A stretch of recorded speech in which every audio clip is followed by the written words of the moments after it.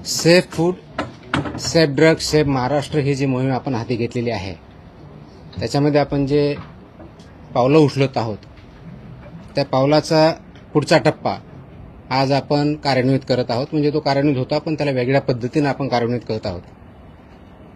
गेल्या 8-10 दिवसापूर्वी आपण HRE ऑर्डर काढली, हॉटेल्स, रेस्टॉरंट्स, इटरीच्या बाबतीतली ऑर्डर काढली आणि त्याबद्दलचे इम्प्लिमेंटेशन अक्रॉस महाराष्ट्र चालू आहे.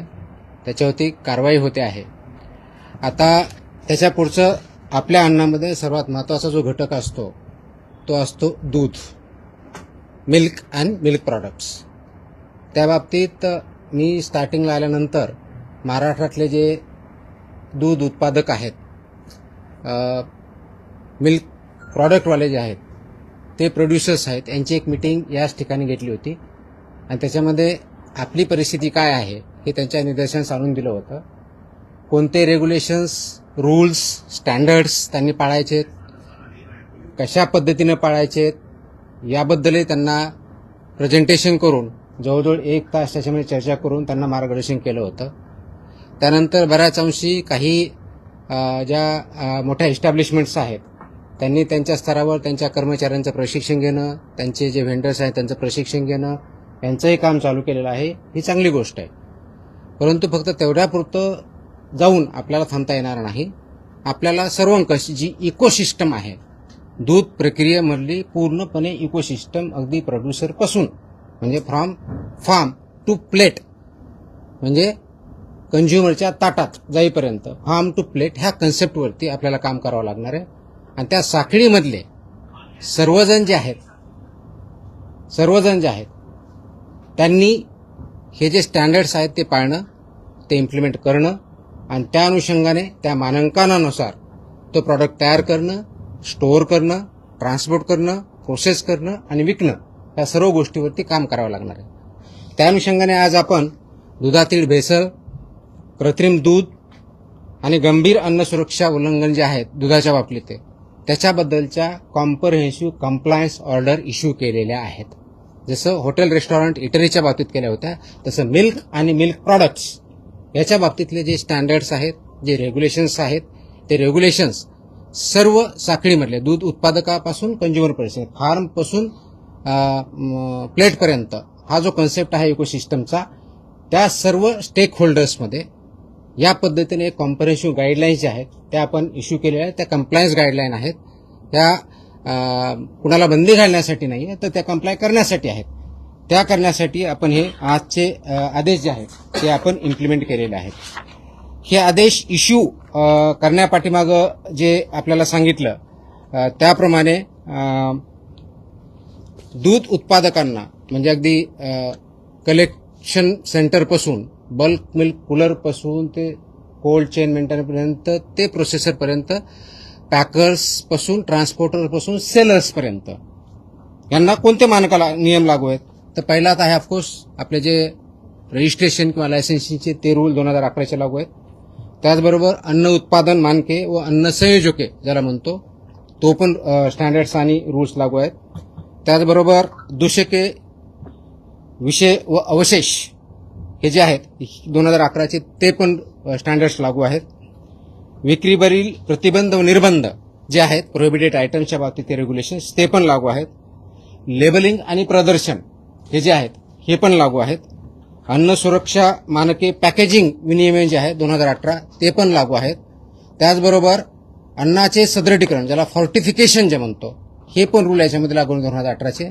आणि जाहिरात आणि दावे हे पण रूल्स अँड रेग्युलेशन लागू आहेत. म्हणजे 8 प्रकारचे रेग्युलेशन्स फसाई ऍक्ट 2006च्या अंतर्गत जे आहेत आणि 2011चे रूल्स प्लस हे 8 प्रकारचे मिनिमम रेग्युलेशन्स हे प्रत्येक जणाला लागू आहेत. याचं पालन होणं अपेक्षित आहे. आता हे पालन करण्याच्या दृष्टिकोनातून हे कुणाकुणाला लागू आहे हा प्रश्न आपल्या समोर आलेला असेल. तो सर्वात पहिला जो आहे दूध संकलन केंद्र, कलेक्शन सेंटर जे असतात ते किंवा बल्क मिल्क कूलर्स यांना लागू आहेत. दुसरं आहे दूध शीतकरण सेंटर्स जे केंद्र आहेत, कूलिंग सेंटर ज्याला म्हणतो तिथं आहेत. दुग्ध प्रक्रिया युनिट्स व उत्पादक ज्याच्यामध्ये पाश्चरायझेशन आपण करतो, प्रमाणीकरण करतो म्हणजे स्टँडर्डायझेशन, होमोजेनायझेशन जे करतो, निर्जंतुकीकरण करतो आणि त्याचबरोबर UHT प्रकल्प ज्याला म्हणतात, म्हणजे अल्ट्रा हाय ट्रीटमेंटवाले जे प्लांट असतात त्यांना सुद्धा हे मानकं, रेग्युलेशन्स, रूल्स लागू आहेत. त्याचबरोबर पॅकर्स आणि फिलिंग स्टेशन्स, म्हणजे बऱ्याच वेळेस आपण बंद बॉटल्स तयार करतो किंवा पॅकेट तयार करतो, ते पॅकर्स आणि फिलर्स यांना पण हे लागू आहेत. वितरक, वाहतूकदार आणि घाऊक विक्रेते यांना पण हे नियम लागू आहेत.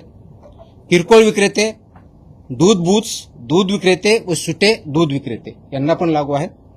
स्वयंचलित व बल्क दूध विक्री चालक यांना पाहिलं आहेत.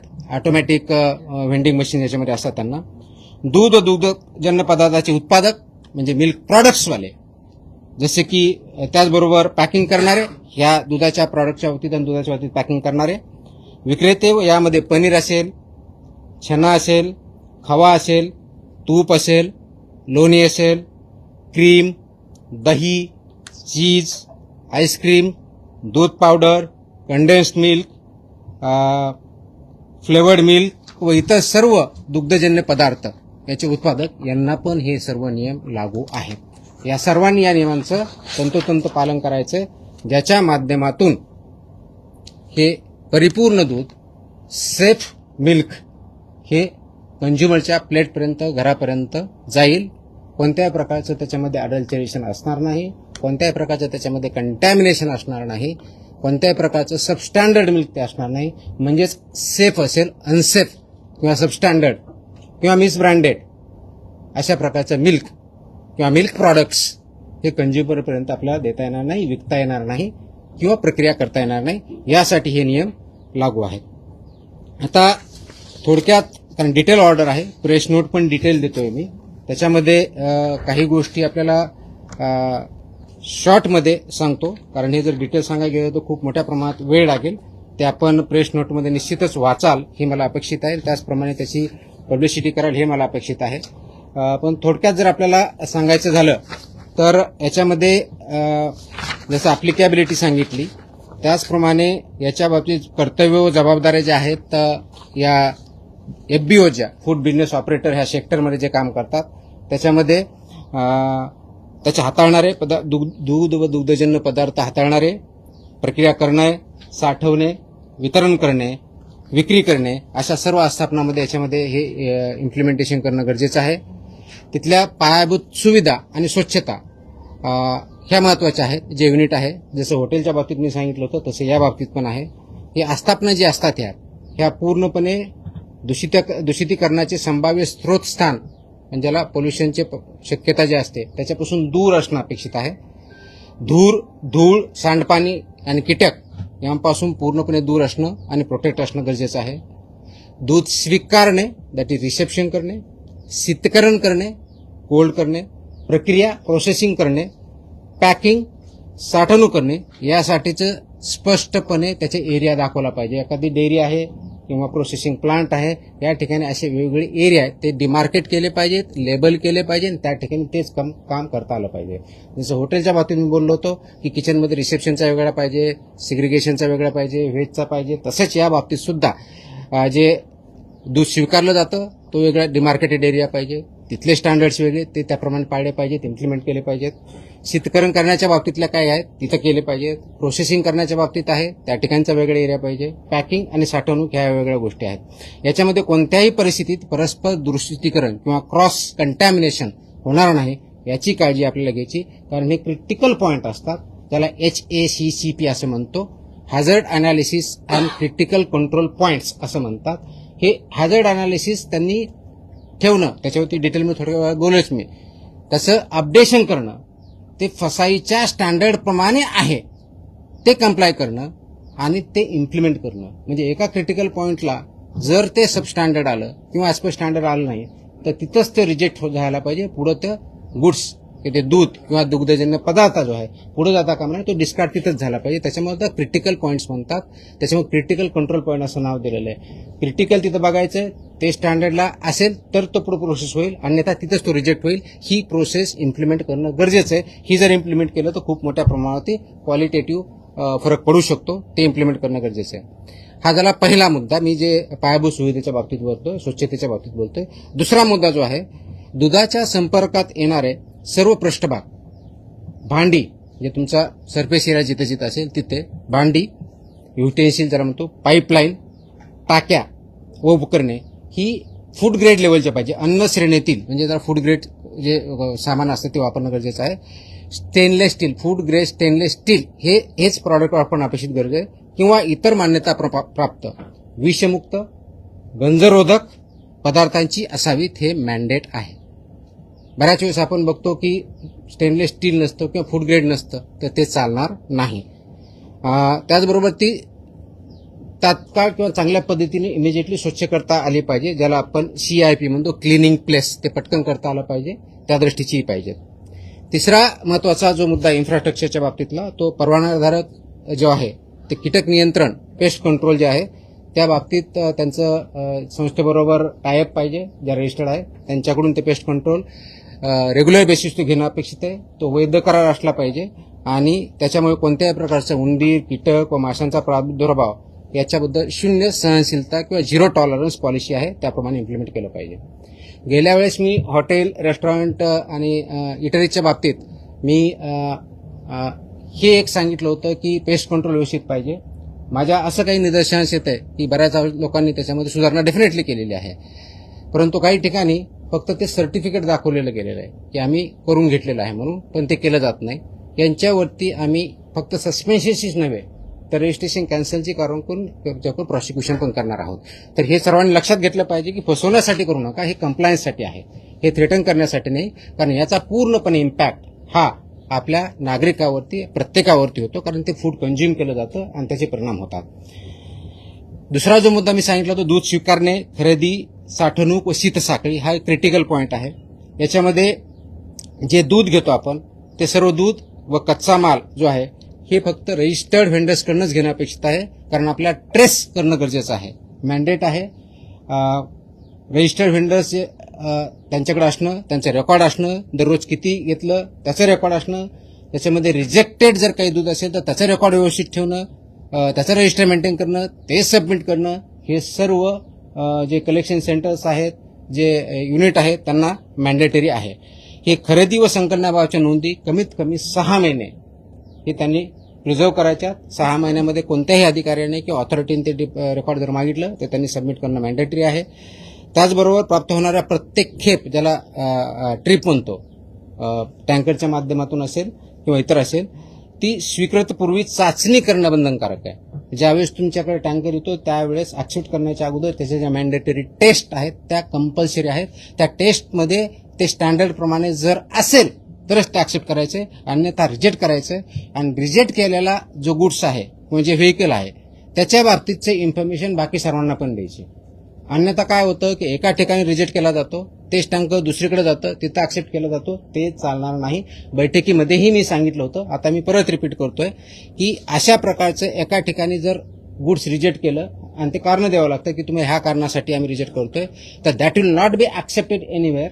आणि असं जर झालं तर जो घेणारा आणि विकणारा दोघांनाही आम्ही जबाबदार पकडून त्यांच्यावरती आम्ही कारवाई करणार आहोत. ते करताना कोणत्या प्रकार, ज्यावेळी रिसेप्शन करतो तर आपण काय बघितलं पाहिजे, कोणत्या प्रकारच्या टेस्ट आपण जे म्हणतो, साध्या असे टेस्ट असतात पण इम्पॉर्टंट आहेत, क्रिटिकल आहेत, ज्याला ऑर्गॅनोलेप्टिक तपासणी म्हणतात. आता ऑर्गॅनोलेप्टिक म्हणजे काय, आपल्याला आपल्या डोळ्याने दिसतं, नाकाने वास येतो, ह्या ज्या गोष्टी बघायच्यात, कलर असेल, ह्या गोष्टी त्याला ऑर्गॅनिक, आपल्या ऑर्गन्सनी, पंचेंद्रिय म्हणतो आपले जे आहेत त्याच्या माध्यमातून पहिली टेस्ट असते, ते आपण बघायची असते. त्याचबरोबर तापमान, टेम्परेचर आहे ते बघायचं असतं.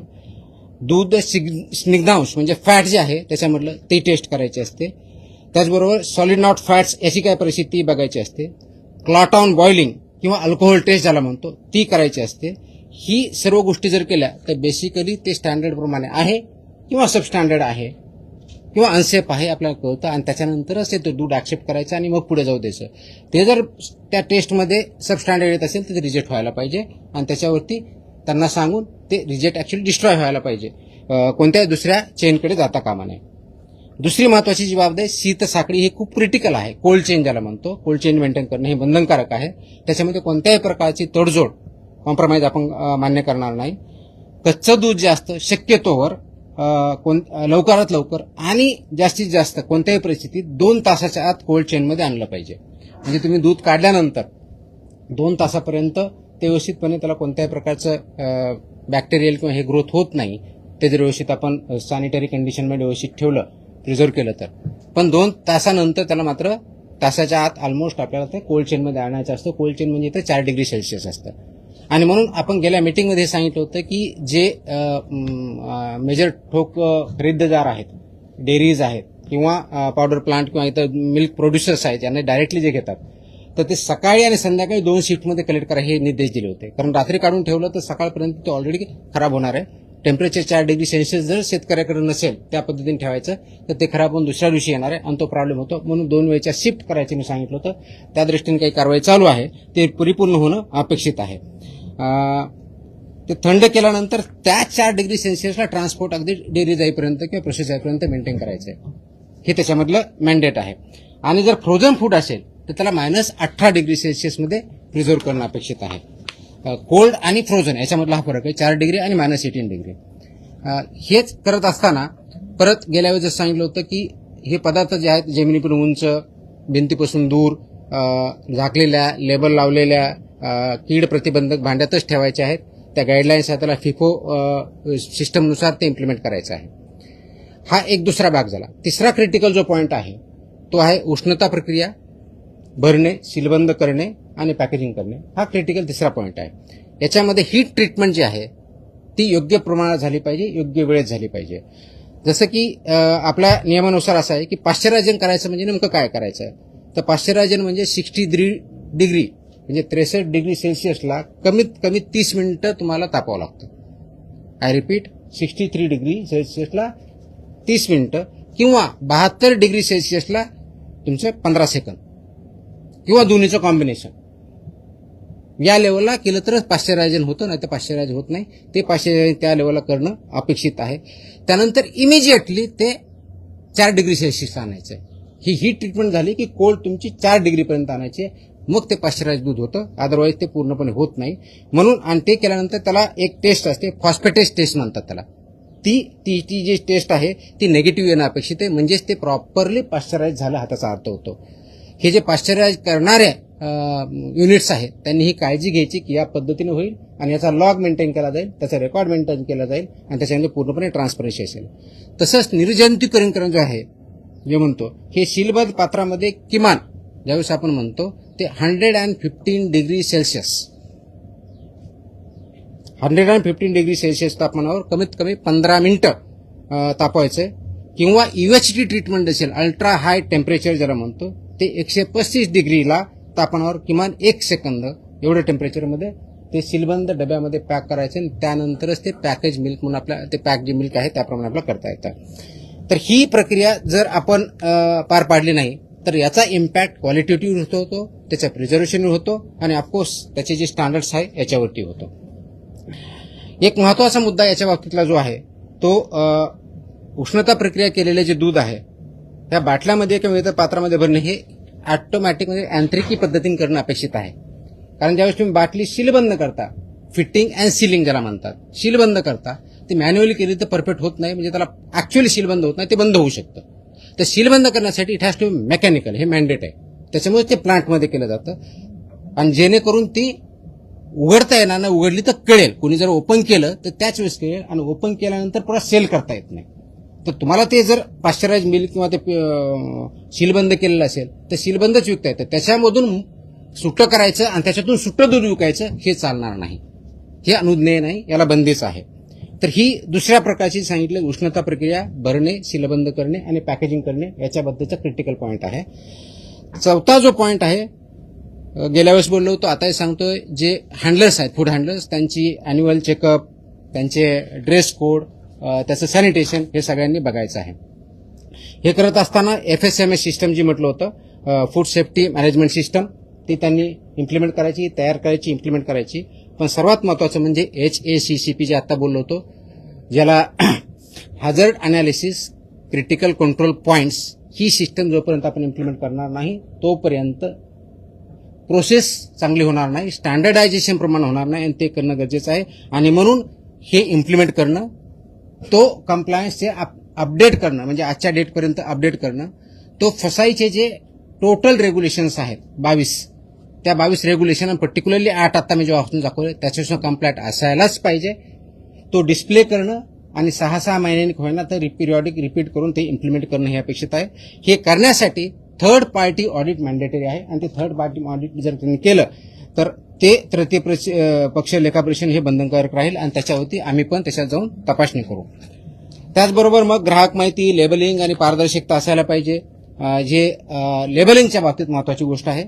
उत्पादाचे नाव, त्याचा वर्ग, क्लास ऑफ मिल्क, परवाना किंवा नोंदणी क्रमांक, लागू असल्यात डेअरी प्रोडक्टचा लोगो असेल तर लोगो, घटकांची यादी, त्याच्यामध्ये कोणते कोणते घटक आहेत त्याची यादी, पोषण विषयक माहिती, nutritional information about the product or the food म्हणजे मिल्क किंवा मिल्क प्रॉडक्ट जे असेल त्याच्याबद्दलची, हिरवे इथं चिन्ह कारण हे डिफाईंडच व्हेजिटेरियन म्हणून त्याच्यामुळे त्याला हिरवाच चिन्ह भेटेल, त्याला रेड कधी भेटणार नाही.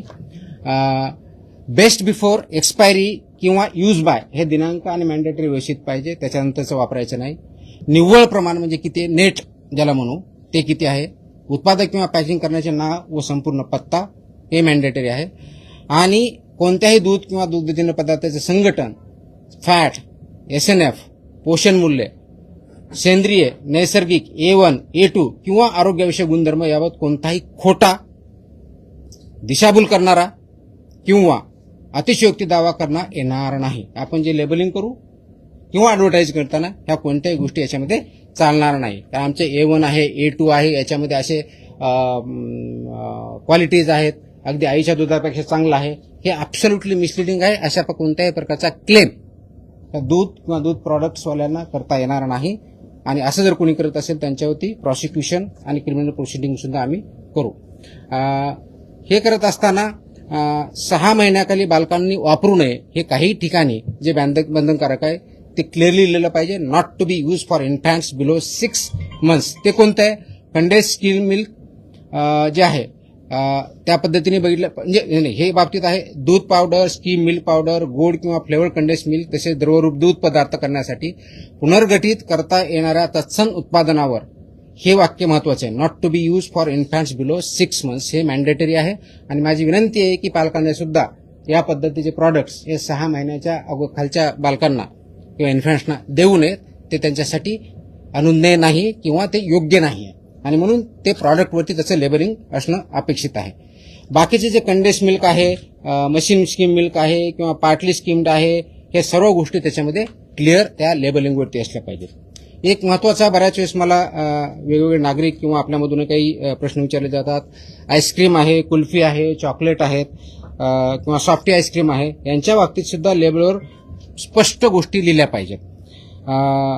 कोणत्याही पदार्थामध्ये स्टार्च असल्यास यापैकी पॅकेजिंग व लेबलिंग नियमाच्या नुसार तो त्याच्यावर घोषित करावा लागणार. कोणी जर याच्यामध्ये स्टार्च यूज केला असेल किंवा कोणताही नॉन मिल्क प्रॉडक्ट त्याचा जर यूज केला असेल तर तो तुमच्या लेबलवरती डिस्प्ले करणं, लिहिणं हे बंधनकारक आहे. प्रत्येक पॅकेजवर बॅच क्रमांक असेल, कोड किंवा लॉट क्रमांक बंधनकारक आहे. अलर्जन त्याच्यामध्ये दाखवलेलं असेल. त्याचबरोबर त्याच्यामध्ये काय आहे याच्यामध्ये कंटेन्स मिल्क, ट्री नट्स, इतर ज्या गोष्टी आहेत त्या नमूद करायच्या जर त्यांनी टाकलेल्या असतील तर. नाशवंत उत्पादनासाठी कीप इन रेफ्रिजरेटेड जो लिहायचा आहे तेही त्यांनी बंधनकारक लिहिलं पाहिजे. दूध पावडरसाठी store in cool, dry place in an airtight container ही त्याच्यावरती मॅन्डेटरी कंडिशन आहे ती लिहिली पाहिजे. आणि हे सामान ठेवताना म्हणजे फूड प्रॉडक्ट ठेवणार त्याची काळजी जे युजर्स आहेत त्यांनी पण घेतली पाहिजे. आता दूध आणि दुधाचे जे मानकं आहेत ते मी वाचून दाखवत नाही, आपल्याला माहिती आहे. तर फॅटचा, गाईच्या दुधाचा काय, म्हशीच्या दुधाचा काय, शेळीच्या दुधाचा काय, ते पूर्ण वेबसाईटवर आहे, माझ्या प्रेस नोटमध्ये आहे, ते डिटेल मी जात नाही. 2 महत्वाच्या गोष्टी मला अजून सांगायच्या आहेत. त्याच्यामध्ये एक रिकॉन्स्टिट्युटेड मिल्क आणि दुसरं तुमचं आहे रिकंबाईंड मिल्क. हे रिकॉन्स्टिट्युटेड मिल्क म्हणजे काय तर हे ड्राईड मिल्क आहे किंवा कॉन्सन्ट्रेटेड दूध आहे. याच्यामध्ये पिण्यायोग्य पाणी मिसळून संबंधित प्रकारच्या दुधासाठी विहित करण्यात आलेले पाणी घनपदार्थ प्रमाण पुन्हा स्थापित करून दुधाच्या विहित संरचना प्राप्त होतील असं तयार केलेलं मिल्क. आणि रिकंबाईंड मिल्क म्हणजे पुनर्संयोजित मिल्क म्हणतात त्याला.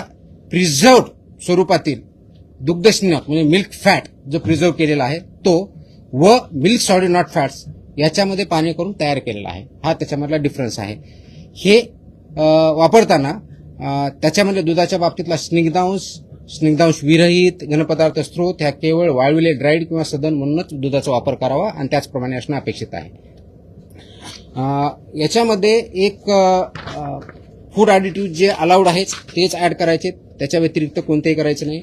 ज्या ठिकाणी फॉर्टिफिकेशन ऑफ मिल्क झालेलं आहे, म्हणजे या ठिकाणी व्हिटॅमिन्स पर्टिक्युलरली ए आणि व्हिटॅमिन डी टाकले, त्या याच्यावरती एफ हा मोठा बोल्ड लेटरमध्ये लिहायचं आहे. त्याकडून लोकांना कळेल की याच्यामध्ये फॉर्टिफिकेशन्स कोणत्या पद्धतीच्या आहेत. हे करत असताना पाश्चराईजच्या बाबतीत एक 2-3 महत्वाच्या गोष्टी ज्या मी सांगायच्या म्हटलं होतं, तर त्या सीलबंदला कोणत्याही प्रकारचं छेडछाड जर असेल तर कुणीही विकत घेऊ नये आणि विकणाऱ्याने ते विकू नये. ड्युली लेबर्ड पॅकमध्ये विक्रीस देता येतं, त्याच्या व्यतिरिक्त देता येत नाही. फिलिंग आणि सिलिंग हे अंतिम उष्णता ज्यावेळेस असते त्या मोमेंटला करायचं असतं, त्याच्या अगोदर किंवा त्याच्या नंतर नाही, हे त्यांना पाहायचे. पाश्चराईज प्रमाणित किंवा इतर कोणताही उष्णता प्रक्रिया केलेलं जे दूध आहे ते उघड्या कॅनमधून, ड्रममधून किंवा सीलबंद नसलेल्या पात्रामधून सुट्या स्वरूपात विक्री करणं अनुज्ञेय नाही. ते सीलबंदमध्येच विक्री करावं लागेल. त्याला ओपन करून ते ॲज अ लूज मिल्क म्हणून ते आपल्याला विकता येणार नाही. आणि म्हणून फिलिंग अँड बॉटलिंग व सिलिंग याची प्रक्रिया जे प्लांट आहेत त्यांनी व्यवस्थितपणे पाळणे, ते इम्प्लिमेंट करणे, इन्क्लुडिंग सेलर पॉईंटपर्यंत ते बघणं गरजेचं आहे. आणि जर रॉ मिल्क असेल तर ते रॉ मिल्कवरती हे लिहिलं पाहिजे की याच्यामध्ये हे दूध कच्चं असून सेवन करण्यापासून उकळणं आवश्यक आहे, हे त्याच्यावरती लिहिणं गरजेचं आहे. आता याच्यामध्ये दूध संकलन केंद्राने काय करायचं हे मी दिलेलं आहे. त्याच्या डिटेल्स गाईडलाईन आहेत. त्याचबरोबर दूध शीतकरण केंद्राने काय करायचं याच्या जवळजवळ 9 प्रकारच्या गोष्टी त्यांनी करायच्या. त्याच्यामध्ये क्लिनिंग इन प्लेस पाहिजे, तापमान मेंटेन केलेलं पाहिजे, इन्स्ट्रुमेंट पाहिजे, त्याचे कॅलिब्रेशन पाहिजेत, सांडपाण्याची व्यवस्था पाहिजे. ह्या सगळ्या गाईडलाईन या माझ्या ऑर्डर्समध्ये आहेत, त्याच्यामुळे डिटेलमध्ये जात नाही.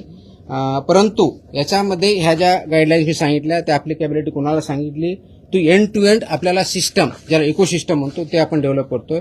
याच्यामध्ये जर व्हायोलेशन केले तर पनिशमेंट ज्या अनसेफ फूडच्या बाबतीत आहे किंवा अडल्चरेटच्या बाबतीत किंवा कृत्रिम दुधाच्या बाबतीत जे आहे, ज्याला सिंथेटिक मिल्क म्हणतो आपण, जे केमिकलपासून बनवलेलं असतं, त्याच्या बाबतीत आणि अशा केसमध्ये डेथ झाला तर कमीत कमी 7 वर्ष, जास्तीत जास्त आजन्म कारावास इतका आहे. 10 लाख रुपये दंड आहे. या अशा अवनदामुळे जर गंभीर दुखापत झाली, जर ग्रीव्हस इंजरी म्हणून 6 वर्षापर्यंत कारावास आणि 5 लाख रुपये दंड आहे. गंभीर स्वरूपाची नसलेली दुखापत झाली तर 3 लाखापर्यंत दंड आहे, 1 वर्षाचा कारावास आहे. कोणतीही दुखापत झाली नसल्यास 3 महिन्यापर्यंत कारावास आणि 3 लाखापर्यंत दंड आहे. आणि सबसिक्वेंटचा जर असेल तर ऑफकोर्स फर्स्ट कंडिशन 1 लाख रुपये दंड अतिरिक्त लावला जाऊ शकतो.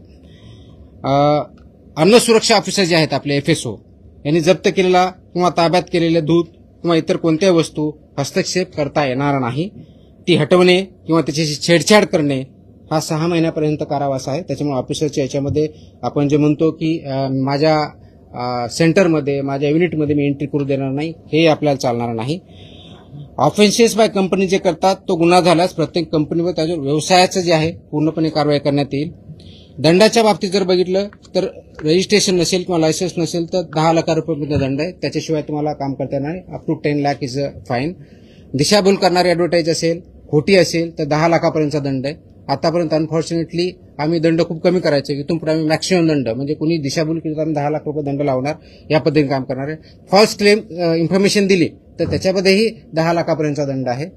दुधामध्ये भेसळ करण्यासाठी वापरल्या जाणाऱ्या कोणत्याही पदार्थावरती भेसळकारक पदार्थाचा ताबा ठेवणे, तो पदार्थ आरोग्यास अपायकारक असल्यास 10 लाखापर्यंतचा दंड, इतर बाबतीत 2 लाखापर्यंतचा दंड ही तरतूद आहे. मागणी केलेल्या स्वरूपाचे, गुणधर्माचे किंवा गुणवत्ता नसलेले दूध किंवा दुधाचे पदार्थ विकणे याच्यामध्ये 5 लाखाचा दंड आहे. त्याच्यामुळे ह्या दंडाच्याही तरतुदी आपल्या हे डिटेलमध्ये दिलेल्या आहेत. ह्या सर्वांना लागू आहेत. त्याप्रमाणे त्याचं इम्प्लिमेंटेशन आपण करूयात आणि ते इम्प्लिमेंटेशन जर केलं तरच आपण एंड टू एंड ही साखळी जी आहे ते आपण चांगल्या पद्धतीनं इम्प्लिमेंट करू शकतो. आता थोडक्यात जर याच्यामध्ये सांगायचं तर आमचं मिशन काय आहे, आपलं मिशन काय महाराष्ट्राचं, तर महाराष्ट्राचं मिशन आहे की महाराष्ट्राला प्रत्येक नागरिकाला हे आपल्याला सुरक्षित अन्न द्यायचं आहे, शुद्ध सकस दूध द्यायचं आहे आणि त्याच्या माध्यमातून आपल्याला भेसळमुक्त महाराष्ट्र दुधाच्या बाबतीत करायचं आहे. हे करत असताना फूड सेफ्टी मॅनेजमेंट सिस्टम आपला डेव्हलप करायची, पूर्ण इकोसिस्टम आपण डेव्हलप करत आहोत आणि याच्यामधलं गायडिंग प्रिन्सिपल हे पब्लिक हेल्थ हे आहे आणि त्याचबरोबर जेन्युइन बिझनेसेस जे आहेत त्यांना प्रमोट करणं, त्यांना सपोर्ट करणं आहे आणि नॉन जेन्युइन बिझनेसेस जे आहेत त्यांना पनिशमेंट करणं, त्यांना सिस्टमच्या बाहेर काढणं हे आहे. याच्यामध्ये आरोग्यविषयाच्या दुधातल्या ज्या थोडक्यात मी परत रिपीट करून चिंता काय आहेत तर पाण्याची भेसळ होते, हा महत्वाचा मुद्दा आहे. सिंथेटिक दूध वापरलं तर दुसरा मुद्दा आहे.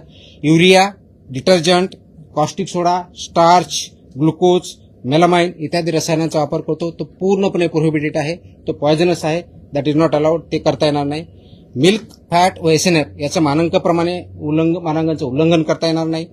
अफ्लाटॉक्सिन, M1 आणि अँटीबायोटिक रेसिड्यू आहेत ते याच्यात असणं अपेक्षित नाही, जे लिमिट आहे त्याच्या बाहेर त्याच्यामध्ये येता कामा नयेत. कोल्ड चेन मेंटेन करणं मॅन्डेटरी आहे. विना परवाना किंवा विना नोंदणी कोणताही उद्योजक याच्यामध्ये काम करू शकत नाही. चुकीचे लेबलिंग, ग्राहकाची दिशाभूल हे करता येणार नाही. अस्वच्छ परिसर किंवा अन्न हाताळ्या कर्मचाऱ्याच्या हेल्थकडे दुर्लक्ष किंवा अनहेल्दी कर्मचाऱ्यांनी ते करणं हे अपेक्षित नाही आहे. आणि म्हणून फार्म टू प्लेट या तत्वावरती ही जी इकोसिस्टम असणं अपेक्षित आहे ती परिपूर्ण विशेष सायकल करण्याचा आपला उद्देश आहे. त्या दृष्टिकोनातून जवळजवळ 25 रिफॉर्म्स या ऑर्डरच्या माध्यमातून आपण इम्प्लिमेंट केले. थोडक्यात त्याची लिस्ट इथं मी दिलेली, मी परत ती वाचत नाही, आपण त्याच्यामध्ये वाचू शकता. त्याच्यामध्ये आणखी आपण अवेअरनेस क्रिएट करू शकता आपल्या माध्यमातून. संपायच्या अगोदर फक्त 2 गोष्टी. पहिलं आपलं जे होतं आपण निरीक्षण करायचो, नमुना घ्यायचो, अहवाल द्यायचो आणि कारवाई करायचो किंवा कारवाई झाली नाही सांगायचं. ह्या 3 पॉईंटवर चालवते. आपण आता तसं करत नाहीये. आपण आता पूर्णपणे एंड टू एंड इकोसिस्टमच्या दृष्टिकोनातून कारवाई करतोय. हेल्दी फूड, हेल्दी मिल्क, कोणत्याही फूडचा आयटम आणि हेल्दी ह्युमन बिईंग हा त्याच्या पाठीमागचा कन्सेप्ट, हा त्याच्या पाठीमागचा गोल आहे. ते करण्यासाठी आपण अनालिसिस करतो, त्याचबरोबर गुप्त माहिती पण भेटते, इन्फॉर्मेशनही भेटते, त्याचं निरीक्षण किंवा अनालिसिस आपण परत करतो. आपण टेस्टही घेतो, प्रयोगशाळाचं विश्लेषणही करतो. ट्रेसेबिलिटी आपण जसं सांगितलं की N2 आपण ते करण्याचा प्रयत्न करतोय. पुरवठा साखळीचा पूर्ण तपास करणार आहे आपण. मूळ स्रोतावरती कारवाई करणं आणि नंतर प्रॉसिक्युशन करणं या पद्धतीनं काम चालणार आहे. फक्त जो कोणी व्हेंडर आहे याच्यापुरतं मर्यादित न राहता तर पूर्ण ट्रेस आउट करून त्या सायकलमध्ये जे कोणी एलिमेंट इन्व्हॉल्ड आहेत त्या सर्वांवरती ह्या गोष्टी लागू आहेत. अशा दृष्टिकोनातून आपण काम करणार आहोत. त्याच्यामुळे ही चेकलिस्ट पण आपण दिलेली आहे आणि या दृष्टिकोनातून आपण काम करतोय. एक प्रश्न तुम्ही विचारणार आहात, त्याच्या अगोदर उत्तर देतो की रॉ मिल्क विक्रीला बंदी आहे का? त्याचं उत्तर नाही असं आहे. रॉ मिल्क तुम्ही विक्री करू शकता, ती विथ अटीच्या अधीन राहून आहे, त्या पद्धतीने करायची आहे. सिंथेटिक मिल्क म्हणजे नेमकं काय तर त्याचा उत्तर असं आहे की ते अस्सल दूध नाहीये, ते केमिकल पदार्थापासून आपण तयार केलेले हे सिंथेटिक मिल्क असतं. ट्रेसेबिलिटी म्हणजे काय तर उत्पादकापासून कंझ्युमरपर्यंत गेलं त्याचा आपल्याला ट्रेस आउट करता आला पाहिजे, ह्या दृष्टीने आहे. कोल्ड चेन का महत्वाची तर त्याच्यामुळे दुधामध्ये सूक्ष्मजीव वाढू नये यासाठी ते कोल्ड चेन महत्वाची आहे. आणि फास्टॅग जो ॲप आहे तो फसाईने तयार केलेला food safety training and certification programme जे आहे त्याच्या अंतर्गतच आपला कनेक्ट आहे, तो ॲप पण आहे आणि ते ट्रेनिंग पण आहेत. हे आदेश हे बेसिकली अनुपालन आदेश आहेत, हे बंदी आदेश नाहीये. आणि त्यामुळे हे ग्राहकाच्या संरक्षणासाठी, त्यांच्या हेल्थसाठी आणि जेन्युइन उद्योजकांच्या भरारीसाठी आहेत. ते कुणाला प्रिव्हेंट निगेटिव्ह ऑर्डर नाही, हे पॉझिटिव्ह कंप्लायन्स ऑर्डर आहे आणि ते इम्प्लिमेंट करण्याचं काम, एन्श्युअर करण्याचं काम ॲज अ रेग्युलेटरी एजन्सीमधून कमिशनर फूड सेफ्टी किंवा FDA या डिपार्टमेंटचा आहे, त्या दृष्टीने आपण काम करत आहोत. हे करण्याचा उद्देशच एवढा आहे की दूध हा घटक अगदी लहान मुलापासून वयोवृद्ध माणसापर्यंत सर्वजण डेली बेसिस, ऑलमोस्ट डेली बेसिसवरती त्याचा वापर होतो. त्याच्यामधून खूप मोठ्या प्रमाणावरती परिणाम झालेले आहेत. आणि म्हणून माझी सर्व याच्या उद्योजक जे आहेत त्याच्यामध्ये त्यांना विनंती आहे की हे जे स्टँडर्ड्स आहेत, हे जे रेग्युलेशन्स आहेत आणि ह्या ज्या ऑर्डर्स आहेत याचं तंतोतंत पालन करा, त्याचं इम्प्लिमेंटेशन करा, जेणेकरून FDAला आपल्या आल्यानंतर सॅटिस्फाय होऊन बाहेर येईल की आपल्यावरती कारवाई करण्याची गरज पडणार नाही. अन्यथा आम्हाला प्रॉसिक्युशन करण्यापासूनच जे व्हायोलेशन ज्या लेवलचे आहेत त्याप्रमाणे कठीणातली कठीण किंवा स्ट्रॉंगेस्ट ऍक्शन ती घ्यावी लागेल. Because we mean business, we don't compromise on the health of people. Thank you. राज्यातला किती दुधाची गरज आहे आणि यामध्ये किती संकलन होतं? आजच्या डेटला आपल्याकडे तो डेटा डेअरी विभागाकडे असतो, तो आपल्याकडे नाही. पुढच्या काही काळामध्ये हा डेटा आपल्याकडे पण येण्यासाठी आपण ऑनलाईन काही सिस्टम डेव्हलप करणार आहे, त्यावेळेस त्याचं परफेक्ट आन्सर मी देऊ शकेल. जी लोकसंख्या असते त्याच्या अनुषंगाने ती आवश्यकता असते. तसं सायंटिफिक स्टडी माझ्याकडे FDA डिपार्टमेंटला नाही, त्याच्यामुळे मला ते कमेंट करताना याचा डेटा हा आजच्या डेटला डेअरी विभागाकडे आहे. सर भेसळ पनीरवर काय करावं? आता मी सगळं बोललो, हीच कारवाई त्याच्यावरती भेसळ पनीर सगळे आले याच्यामध्ये, हे सगळ्या गोष्टी त्याच्यामध्ये आल्या. आज विधानसभेमध्ये आमदार जितेंद्र आव्हाडांनी एक प्रश्न उपस्थित केला तुमच्या अनुषंगाने स्पेसिफिक की तुमची या विभागातून बदली करण्यासाठी भेसळ करणाऱ्या लोकांनी 250 कोटी तिथे रुपये गेल्या प्रेसमध्येच याचं उत्तर दिलेलं आहे मी. That is way back. गेल्या प्रेसमध्येच उत्तर दिलेलं आहे. आज ते नियम उठवले. साहेब, एकंदरीत तुम्ही जे बंधनं किंवा ज्या अटी सांगितल्या बंधनं नाही, कंप्लायन्स ऑर्डर आहे. बंधनं नाही, स्टँडर्ड्स पाळा म्हणून सांगतोय. या अनुषंगाने जर आज कारवाई करायची झाली तर शक्य जेवढे इस्टॅब्लिशमेंट आहेत त्यांच्यावरती कारवाई होऊ शकते. असं नाही, आहेत ना काही चांगले. आपण सगळ्यांनाच असं चुकीच्या याच्यामध्ये एका मापदंडाने मापणं बरोबर नाहीये. याच्यामध्ये चांगलं काम करणारे आहे तर वेट करणारे आहे. जे सगळीकडे असं ते पर्सेंटेज किती आहे काय आहे हा भाग वेगळा असू शकतो. आणि म्हणूनच मी प्रथम मिटिंग घेतली होती. मिटिंगमध्ये सांगितलं होतं, त्याच्यानंतर बऱ्याच लोकांनी त्याच्यावरती काम करणं चालू केलेलं आहे. आता ह्या ऑर्डर त्याच्यामध्ये आणखी कॉम्प्रिहेन्सिव्ह आहेत, ते त्याच्या इम्प्लिमेंटेशन करण्याचे ते प्रयत्न करतील आणि त्याच्यातून चांगला रिझल्ट येईल. तुमच्या या कारवाई चालू अनेक कारवाई चालू आहेत त्याच्यामध्ये तुम्ही जे घटक असतात त्या लॅबकडे पाठवताय तो लॅबनं तुम्हाला जो हे येतोय काय अहवाल किती दिवसामध्ये येतोय काय त्याचं जे कालावधी आहे ओके, हा शेवटला बोलू का आत्ता बोलू? कारण तुम्हाला 1 महिन्याचा डेटाच देईल मी.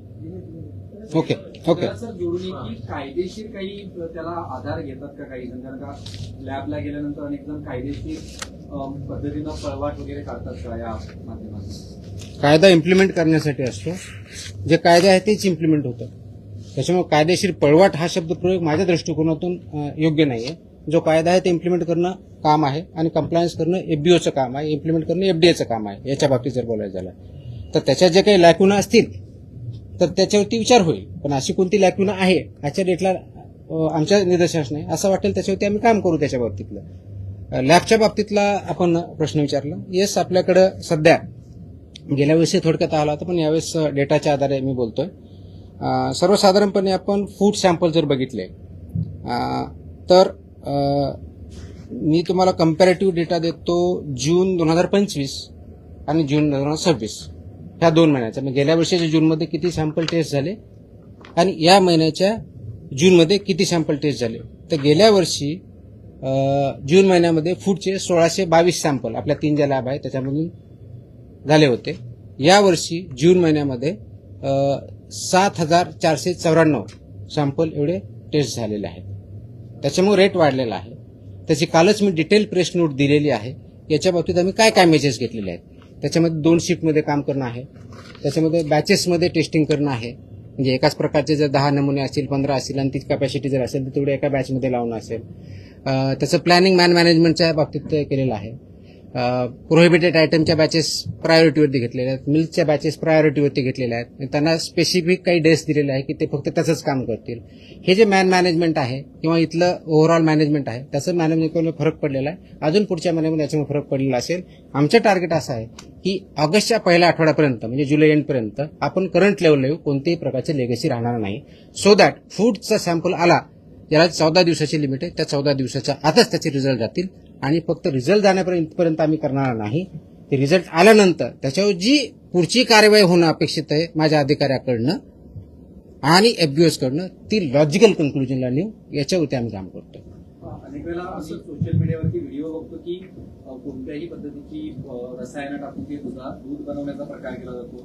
तशी कुठची आहेत किंवा त्याच्या बाबतीत काय? आपण याच्यावरती सोशल मीडियावरती रिस्पॉन्स मी नाही करणार. सोशल मीडियावरती कुणी काय टाकतं याला काय सोर्स नसतो. तर जे काय आता मी सांगितलं कोणत्या प्रकारचे अनवॉन्टेड म्हणजे प्रोहिबिटेड आयटम आहेत यूज करायला ते आपल्याला करताच येत नाही. तसे जे सापडतं आपण कारवाई करतोच. या एक मिनिट. त्यावेळेस सदाभाऊ खोत आणि गोपीचंद पडळकर या दोन्ही आमदारांनी एक डेमो दाखवला होता विधानसभा अधिवेशनाच्या वेळेस. काही रसायनं आणून कसं दूध तयार करतात किंवा फॅट कसं अधिक वाढवतात आहे ना. तर अशा काही आपल्या निदर्शन असेल त्याच्यावरती आम्ही कारवाई करणार. ते अलाउड मी जे सांगितलं की सिंथेटिक मिल्क म्हणून किंवा केमिकल मिल्क म्हणून ते मिल्क नाही याच्या मुळामध्ये तर ते इलिगलच आहे. It's not a milk, it's a poison. तर त्याच्यावरती आपण कारवाई करतो सर. येस शिवसेना. आता आपण मुंबईमध्ये जास्त अमूलचं दूध येतं. आपण राज्याबाहेर पण कारवाई करणार? माझा अधिकार राज्यापुरता आहे. मग सर्व त्याला कसं रोखणार? महाराष्ट्रात जे काही दूध येतं ते कोणते असू द्या.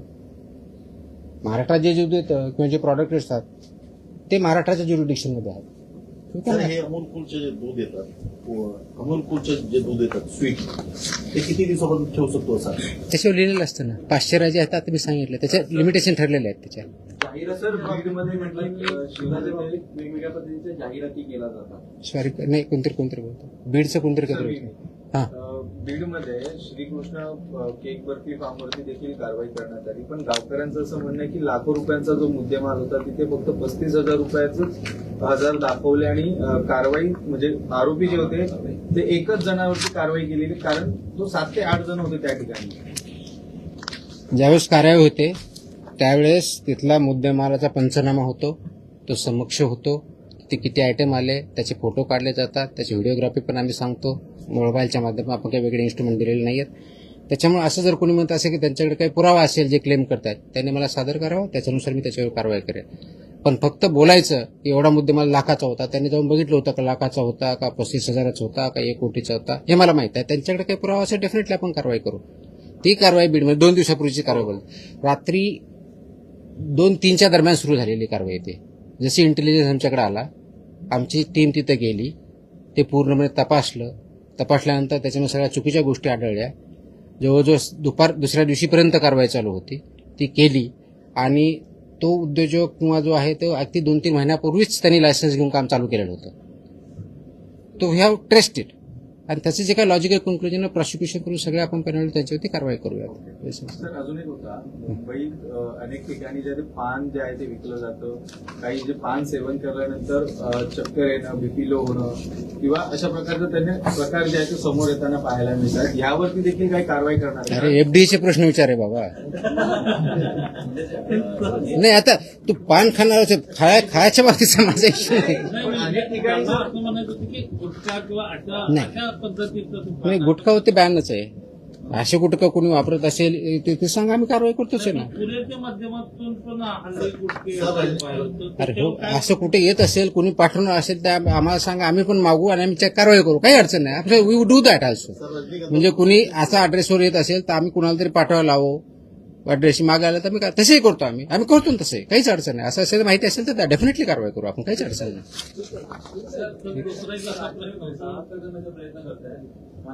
सॉरी परत बोला. तुम्ही राज्य व्यसनमुक्त करण्याचा प्रयत्न करताय, मात्र नवी मुंबईमध्ये महानगरपालिकेमध्ये बटाट्यामध्ये बडे किडे आलेल्याच्या आता समोर आले. कुठे नवी मुंबईच्या महानगरपालिकेमध्ये? महानगरपालिकेत का हॉटेलमध्ये कुठे? कॅन्टीनमध्ये. आम्ही तपासणी करू, पाठवा तिथे टीम, काय अडचण नाही. हां मुंबईमध्ये पहिल्या दूध केंद्रावर दूध भेटत होतं. काय मुंबईमध्ये सगळे दूध सेंटरवर दूध भेटत होतं. हां आता प्रत्येक गल्लीमध्ये दुकानामध्ये छोटे छोटे जे दुकानं आहेत तिकडे दूध आता मिळतं, तर ते जास्त भेसळयुक्त असतं. हे असं तुमचं म्हणणं आहे. कुठं असेल तर सांगा, आम्ही करतो. That is what we are expected. Please understand. ऐकून कसं असतं ज्यावेळेस हे गोष्टी असतात, दिस इज 3 खूप महत्वाचे स्टेक होल्डर आहेत त्याच्यामध्ये. एक एफबीओ जो हा माल तयार करतो विकतो, तो व्यावसायिक जो आहे तो. दुसरा रेग्युलेटर म्हणजे आम्ही एफडीए, आणि तिसरा कंझ्युमर. हे तिघांनी मिळून करायच्या गोष्टी आहेत. रेग्युलेटरचा रोल रेग्युलेटर डेफिनेटली करेल. कमी पडत आहोत आणखी इम्प्रूव्ह करू आम्ही, काही प्रश्न नाही. त्यासाठीच आपण हे जे ऑर्डर्स काढतोय, ऑर्डर काढण्याचे उद्देश काय? ऑर्डर काढण्याचा उद्देश एक काय, एफबीओ यांना हे त्या ऑर्डर्स चांगल्या पद्धतीने परत माहीत व्हाव्यात, काय त्यांचे मानकं वापरायचे, कोणत्या प्रकारचे स्टँडर्ड करायचे हे माहिती व्हावं आणि त्यांनी कंप्लाय करावं. दुसरा उद्देश माझा, आणि तो महत्वाचा उद्देश आहे की लोकांमध्ये जागृती तयार झालेली पाहिजे, अवेअरनेस झाला पाहिजे की याच्या माध्यमातून होईल, त्यांनाही ह्या गोष्टी कळतील, त्यांनी क्वेश्चन करावेत. त्याच्यामुळे आपण एखादी गोष्ट विकत घेताना ती योग्य आहे का, ते पॅकेज वाचावं, त्याच्यामध्ये एक्सपायरी डेट आहे का, त्याचे कॉन्स्टिट्युएंट काय आहेत, ते फक्त समोरच्या पार्टला न करता पाठीमागचाही पार्ट बघा. कारण पॅकेजिंग 3 साईडनी होतं, समोरच्या बाजूने साईडने आणि पाठीमागच्या साईडने. तर ह्या ठिकाणी काय लिहिलेलं ते पण वाचावं, तर ते वाचणं आणि आम्ही रेग्युलेट करणं. तर हे इज अ कंबाईन ऍक्टिव्हिटी. जिथं काही असं असेल तर डेफिनेटली आपल्याला जे मीन्स दिलेले आहेत त्या माध्यमातून आमच्यापर्यंत आलं तर आम्ही कारवाई करू. आम्ही सुमोटोही कारवाई करतो, कंप्लेंटच्या माध्यमातून करतो, इंटेलिजन्सच्या माध्यमातून करतो. त्याच्यामुळं it is a collective responsibility. तर प्रत्येक माणसापर्यंत मी पोहोचू शकत नाही, पण इंडिव्हिज्युअल माणूस आमच्यापर्यंत ह्या माध्यमातून पोहोचू शकतो, कंप्लेंटच्या माध्यमातून, ऑनलाईनच्या माध्यमातून, फोनच्या माध्यमातून तो पोहोचू शकतो. अशा जर काही चुकीच्या गोष्टी घडत असतील तर definitely please point it out, will work on that. लोकसहभाग हा तुमच्या या चळवळीतला सगळ्यात महत्वाचा पार्ट आहे. ऑफकोर्स.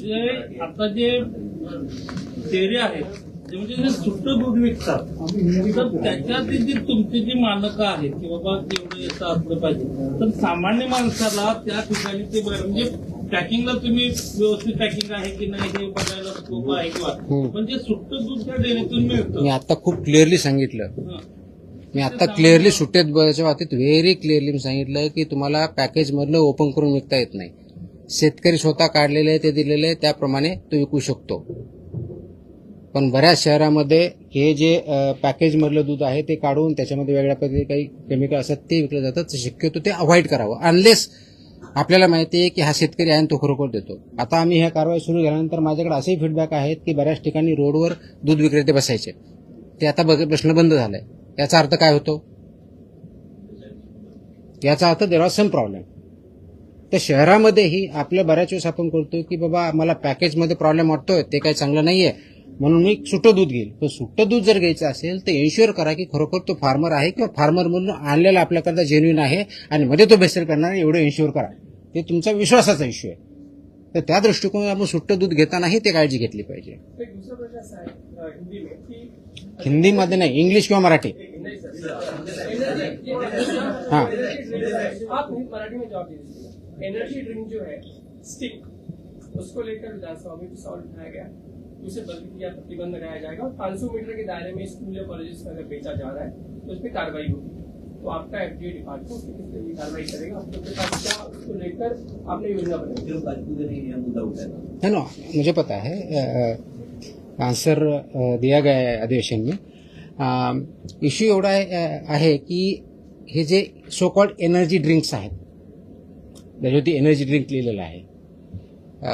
2 दिवसापूर्वी किंवा 3 दिवसापूर्वीची फसायची ऑर्डर 30 जून 2026ची फसायने ऑर्डर्स काढल्या आहेत, नोटिसेस काढलेल्या आहेत. हे जे सो कॉल्ड एनर्जी ड्रिंक लिहिलेलं आहे ते लिहिता येत नाही, क्लेम करता येत नाही, म्हणून 30 जूनच्याच फसाईच्या ऑर्डर्स आहेत. अशा प्रोड्यूस करणाऱ्या ज्या कंपन्या 10-12 कंपन्या आहेत, इन्क्लुडिंग तुमच्या पेप्सिको आहे, रेडबुल आहे, तुमच्या त्याच्यानंतर स्टिंग आहे, यांना नोटिसा 30 जून पूर्वी आत्ताच काढलेल्या आहेत की तुम्ही असं लेबल करू शकत नाही. त्याचं कारण असं आहे की फसाई ऍक्टमध्ये जे अनेक्षर ए आहे ज्याच्यामध्ये फूडच्या कॅटेगरी दिलेल्या आहेत आणि फूड कॅटेगरीमध्ये हे एनर्जी ड्रिंक असं काही डिफाईन केलेलं नाही.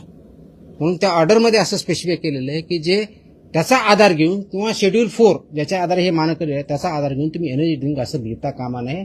हे त्या कंपनीला ऑलरेडी फसाईने नोटीस काढलेली आहे. त्याच्यामुळे तो त्याच्यावर लिहिण्याचा जो प्रकार आहे आता इथून पुढे बंद होईल.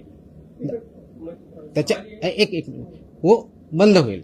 आता दूसरा सवाल जो आपने किया कि स्कूल के बारे में जो रेगुलेशंस है स्कूल के 500 मीटर्स में क्या चाहिए उसका क्लियर ऑर्डर है.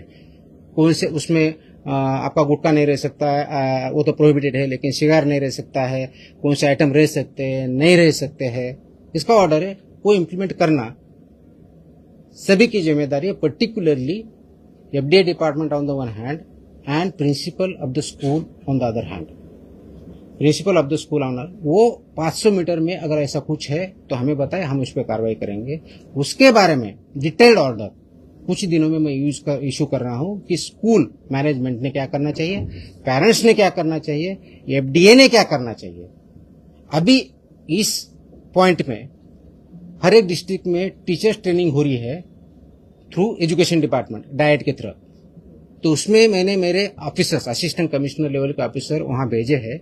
जो टीचर्स ट्रेनिंग हो रही उसी में जो स्कूल रेगुलेशन फूड के बारे में है वो क्या है वो बताने के लिए, ट्रेनिंग के लिए उसका एक सेशन हर एक डिस्ट्रिक्ट में हमने किया है, so that every teacher comes to know कि हमें क्या करना है क्या नहीं करना है.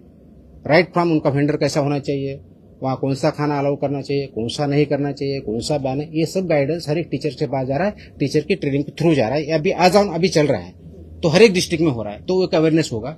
उसके बाद कुछ दिनों के बाद 8-10 दिन के बाद मैं स्कूल का जो स्टैंडर्ड्स है फूड के बारे में, चिल्ड्रन के बारे में, न्यूट्रिशन के बारे में, उसका जैसा मैं दूसरा ये जो ऑर्डर निकला मिल्क एंड मिल्क प्रोडक्ट्स, वैसा ऑर्डर वो भी निकाल रहा हूँ। उसके तहत आपके जो क्वेश्चन है सब आंसर हो जाएंगे उसमें। तो सवाल ये कि आपने कहा कि एनर्जी ड्रिंक तो नहीं है, मतलब आप एनर्जी क्लेम नहीं कर सकते। नहीं कर सकते।